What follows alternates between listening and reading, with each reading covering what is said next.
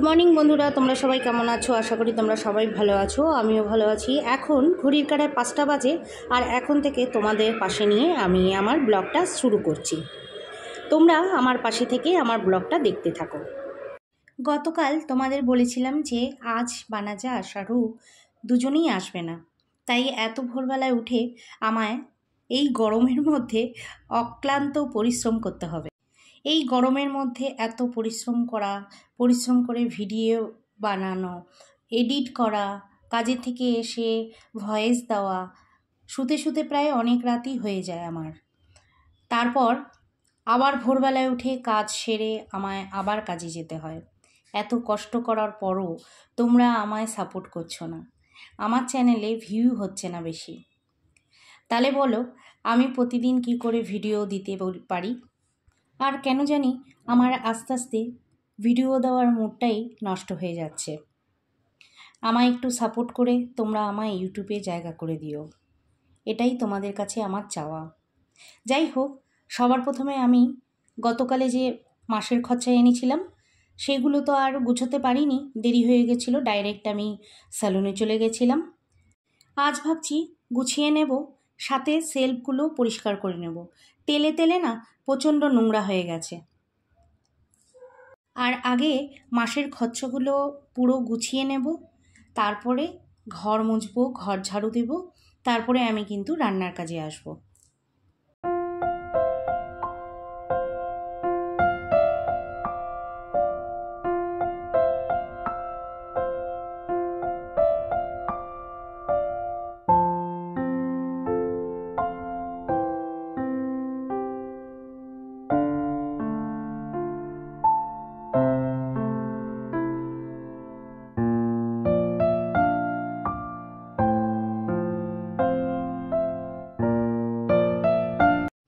আমি প্রত্যেকটা জারের মধ্যে চিনি, তারপরে হচ্ছে মশলাপাতি, আটা, এগুলা সব ঢেলে নিচ্ছি। আর এইবার চালটা আনিনি, মানে আনা এখনও হয়নি। এই ভাবছিলাম যে চালটা আমার পাশের দোকান থেকেই অর্ডার দেব। আর আমি চাল অনেক জায়গা থেকেই এনে থাকি, যেখান থেকে আনা হয় সেখান থেকে 2 মাস ভালো দিলে তার পরের মাসে আবার খারাপ পাঠায়। আর চাল ভালো না লাগলে আমার কিছুই ভালো লাগে না। চাল ভালো হওয়া দরকার। এখানে গোলমরিচ, গোটা জিরে আমি বেশি করে এনে রাখি, আর অর্ধেকটা আমি পাউডার বানিয়ে রাখি, আর অর্ধেকটা আমি গোটাই গুছিয়ে রেখে দিই, যখন লাগে তখন বের করে ইউজ করি।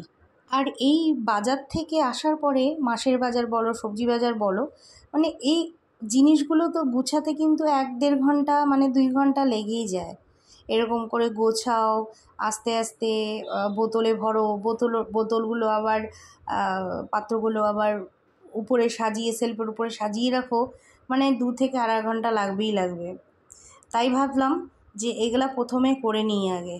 রান্নাঘর ফাঁকা আছে, সবাই ঘুমাচ্ছে আর শান্ত আছে, এই সময়টা কাজ কিন্তু ভালোই হবে, গুছাগুছি কাজগুলো ভালোই হয়ে যায় তাড়াতাড়ি।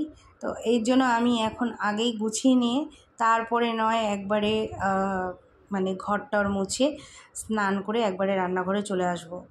কারণ আমার গায়ে এই যে মশলা, যে লাল লঙ্কার গুঁড়ো টুড়ো, এগুলো যদি পড়ে না, আর যদি আমি এরকম ঢালাঢালি করি, তাহলে আমার খুব মানে ঠান্ডা লেগে যায়, মানে সর্দি লেগে যায়, আর হাঁচি আসে সমানে। তাই ভাবছি যে এগুলো সেরে নিয়ে একবারে কাজগুলো সেরে নিয়ে বাকি স্নান করে একবারে রান্না করতে চলে আসব।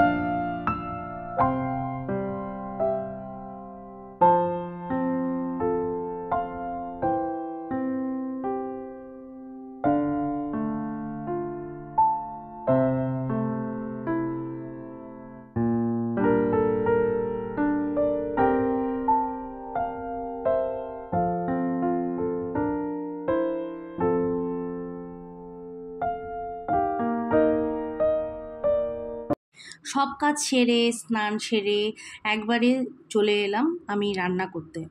তো এই শাকটা দেখছো, এই শাকটা কিন্তু এখানকার শাক। এই শাকের নাম হচ্ছে চকোতা। এটা আমি পেঁয়াজ রসুন দিয়ে করব। আর এই শাকটা আমার বান্ধবীর বাড়িতে খেয়েছিলাম, এটা এখানকার শাক। তো ভালোই লেগেছিল, তারপর থেকে মাঝে মাঝে আমি আনি। আর এটা যে আমি পেঁয়াজ দিয়ে রসুন দিয়ে করব, ভালোই লাগে কিন্তু শাকটা। আর এই যে এখানে দেখো, কালকে বাজারে গিয়েছিলাম, দুটো বাঙ্গি ফল নিয়ে এসেছিলাম। তো এই বাঙ্গি ফলটার একটু জুস করে রেখে দিলাম ফ্রিজে, দুজনে পরে ঠান্ডা থেকে বের করে খেয়ে নেবে। আর এই গরমে বারবারই জুস খাওয়াটা অনেক ভালো, হাবিজাবি খাওয়াচ্ছে। গরম যা পড়েছে, একটু বৃষ্টি নেই, আমরা সবাই বৃষ্টির জন্য অপেক্ষা করছি জানো। এখানে বৃষ্টিই দেখা পাইনি। আর আমাদের ওখানে সমানে বলে ঝড় বৃষ্টি হয়েই যাচ্ছে। একদিকে বসিয়েছি ডাল, আর আজ আমি টক ডাল বানাবো। আম আর মুগ ডাল দিয়ে টক ডালটা বানাবো। আমি টক ডাল কিন্তু মানে টকটা বেশি খাই না বা পছন্দও করি না, তবে মটর ডাল দিয়ে মা যে আম ডাল বানাতো আমার খুব পছন্দ ছিল।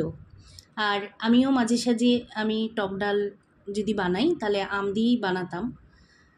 তো আর আমার কাছে তো মটর ডাল নেই, বা এখন আগেও ছিল না। যা পাঠাতো মা, যখন যেতাম বা মা আসতো তখনই এনে দিত।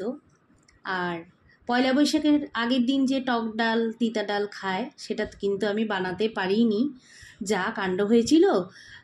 তাই ভাবলাম আজ এত গরম যখন, একটু মুগ ডাল দিয়ে টক ডাল বানিয়ে ফেলি। এবার যে মার বাড়িতে গিয়েছিলাম, মা কিন্তু প্যাকেটে প্যাকেটে মটর ছোলার ডাল এনে রেখেছিল আমার জন্য। মাও দিয়েও দিয়েছে। আমি বাড়িতে এনে দেখি, ও মা, ছোলার ডাল মানে মটর ডাল আনিনি, নিয়ে এসেছি ছোলার ডাল। ভুলটা আমারই, তালে তালে ঠিক করে গুছিয়ে বা দেখে আনতে পারিনি। কুকারে ডালটা সেদ্ধ করে নিয়েছি, এখন এইখানে আদা বাটা দিলাম, আর একটুখানি 2 থেকে 3টা কাঁচা লঙ্কা দিলাম। কাঁচা লঙ্কা দিত না আমার মা, আমি দিয়েছি, আর আমটা দিয়েছি। আর এবার ডালটা আমার হয়ে গেছে, আমি সর্ষে আর ফোড়ন আর 2টো শুকনো লঙ্কা দিয়ে ফোড়ন দিয়ে দিলাম। আর টক ডালটা আমার হয়ে গেছে দেখো। হয়তো টক ডালে অনেকে আদা দাও না, কিন্তু আমি কিন্তু আদাটা দিয়ে দিলাম। দেখলাম আদা দিয়ে এবার ডালটা দেখি কেমন লাগে খেতে। আগেও কিন্তু আমি টক ডালে আদা দিতাম না, দিইনি কখনো, আজকে একটু দিয়ে দেখলাম যে ডালটা কেমন হয়।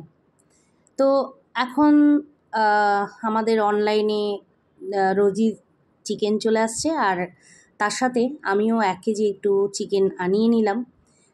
মাঝে মাঝে বাবান হঠাৎ করে রাত্রে বলে, মা চিকেন খেতে ইচ্ছে করছে, চিকেন করো। আনা থাকলে ফ্রিজে রাখলে পরে সুবিধা হয়, ফট করে রান্না করা যায়। তারপরে যদি আমি কাজের থেকে আসি, কাজের থেকে এসে আবার অর্ডার দিই, দেরি হয়ে যাবে, তার চেয়ে এনেই আমি স্টকে রেখে দিই, সুবিধা হয়। তো আমি এখানে এখন কিন্তু রান্না করব না, এখন সব ধুয়ে মানে বাটিতে বাটিতে আমি ভরে রেখে ফ্রিজে রেখে দেবো। আর আমি আমাদের চিকেনটা কিন্তু অনলাইন থেকে বেশিরভাগ আনি। অনলাইন থেকে আনলে কি হয়, একটু নরম সফট থাকে, তাড়াতাড়ি সেদ্ধ হয়ে যায়। আর এখান থেকে কেটে যদি নেই, মানে যে কোনো লোকাল জায়গা থেকে, লোকাল দোকান থেকে, তাহলে কি হয়, মাংসগুলো রান্না যতই সেদ্ধ করা হোক না কেন, একটু ছাবড়া ছাবড়া লাগে, মানে ছোবা যেরকম, মানে চাবালে এরকম ছাবড়া ছাবড়া লাগে। আমার একদম খেতে ভালো লাগে না, দাঁতটা ব্যথা হয়ে যায় বাপরে বাপ। তার জন্য আমি বেশিরভাগ অনলাইন থেকেই আনাই, আমার ভালো লাগে। কিন্তু এখানকার মাংসগুলোই দেখি, মানে লোকাল শপ থেকে যখন আনি তখন এরকম এখানেই। বাট আমাদের ওখানে যখন এবার গেলাম, আমাকে যখন চিকেন রান্না করে খাওয়ালো, একটু এরকম কিন্তু মানে শক্ত শক্ত ছাবড়া ছাবড়া কিন্তু লাগেনি কেন, এখানের আমি বুঝে উঠতে পারিনি। এখানে রোজির চিকেনটাও আমি ধুয়ে বাটিতে করে ফ্রিজে রেখে দেবো। এখানে 2 কেজি চিকেন আছে, চিকেন মানে কি ছাড় যেটাকে বলে। আর আমার রান্নাবাড়ি কিন্তু সব হয়ে গেছে। আজকে টক ডাল করেছি, আলু ভাজলাম, কারণ বাবান ডালের সঙ্গে আলু ভাজাটা ভালোবাসে। আর এই যে চকোতা শাকটা করলাম। তো আমার রান্নাবাড়ি হয়ে গেছে দেখো, এবার আমি কাজে চলে যাব। তো আশা করি আমার এই ব্লগটা তোমাদের ভালো লাগবে। কোনো অংশে যদি ভালো লেগে থাকে লাইক করো, কমেন্ট করো। Tata, bye bye.